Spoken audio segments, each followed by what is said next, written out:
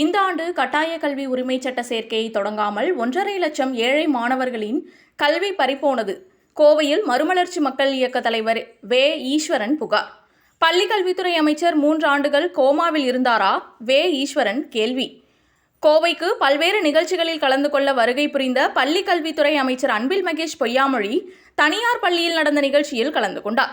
அப்போது கட்டாய கல்வி உரிமை சட்டம் குறித்து மனு கொடுக்க மறுமலர்ச்சி மக்கள் இயக்கம் தலைவர் வே. ஈஸ்வரனுக்கு போலீசார் அனுமதி அளிக்கவில்லை. இதனால் சற்று நேரம் பரபரப்பாக காணப்பட்டது. அமிர்தால ஹோட்டல் மேனேஜ்மெண்ட் படிச்சா 100% ஜாப் கேரண்டி இருக்கு. அமிர்தானாவே அஷ்யூர்ட் ஜாப் தானே. கட்டாய கல்வி உரிமை சட்டத்தை தமிழ்நாடு அரசு இந்த ஆண்டு அமுல்படுத்தாத காரணத்தால்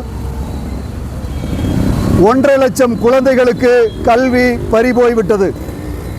ஏற்கனவே படித்து வருகின்ற 5 லட்சம் குழந்தைகளை கட்டணம் கட்ட சொல்லி வற்புறுத்தி அந்தந்த பள்ளிகள் தொந்தரவு செய்து கொண்டிருக்கிறார்கள்.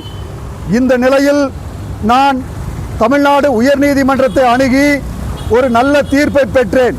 மத்திய அரசாங்கம் இந்த கட்டணத்தை தர வேண்டும் என்றும் அந்த கட்டணம் வரும் வரை காலம் கடத்தாமல் உடனடியாக சேர்க்கையை தொடங்க வேண்டும் என்று உயர்நீதிமன்றம் உத்தரவிட்டது.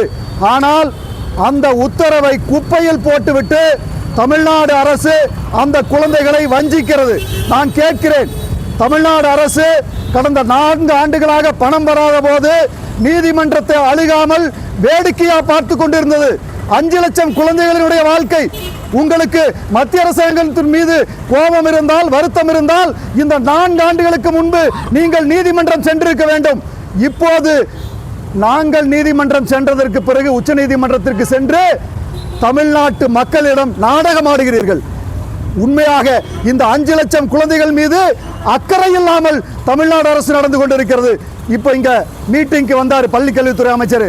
நாங்கள் முன்னாடி நின்று துண்டறிக்கை கொடுப்பதற்காக காத்திருந்தோம். ஆனால் காவல்துறை எங்களுக்கு அனுமதி மறுத்துவிட்டது. நாங்கள் என்ன தப்பு பண்ணோம்? ஒரு நோட்டீஸை கொடுத்தோம். இந்த நோட்டீஸில் என்ன பிரச்சனை இருக்குது? 5 லட்சம் குழந்தைகளுடைய கல்விக்காக நாங்கள் போராடி கொண்டிருக்கிறோம். தமிழ்நாடு அரசு கண்டுகொள்ளவில்லை. தமிழ்நாடு பள்ளிக்கல்வித்துறை அமைச்சர் கண்டுகொள்ளவில்லை. நாங்கள் என்ன செய்வது? நீதிமன்றத்திற்கு சென்று விட்டோம். உச்ச நீதிமன்றத்திற்கு சென்று விட்டோம். நீதிமன்றத்தில் நீதிமன்ற அவமதிப்பு வழக்கு போட்டிருக்கிறோம். இதற்கு மேல் நாங்கள் என்ன செய்ய முடியும்? இத்தனை போராட்டத்தை நடத்தி கொண்டிருக்கின்றோம். ஆனால் காதிருந்தும் செவிடாக தமிழ்நாடு அரசு. நான் கேட்டுக்கொள்கிறேன் தமிழ்நாடு முதலமைச்சரை, நீங்க என்ன சொன்னீங்க? 10,000 கோடி செலவானாலும் பரவாயில்லை, இந்த ஏழை குழந்தைகளுக்கு பாதுகாப்பாக இருப்போம் என்று தமிழ்நாடு முதலமைச்சர் தெரிவித்தார். நான் கேட்கின்றேன், இந்த குழந்தைகளுக்கு ஒரு 300 கோடி தான் செலவாகும். இந்த பணத்தை நீங்கள் ஏன் முதலீடு செய்து இந்த குழந்தைகளை காப்பாற்றவில்லை என்று நாங்கள் கேள்வி கேட்கின்றோம்.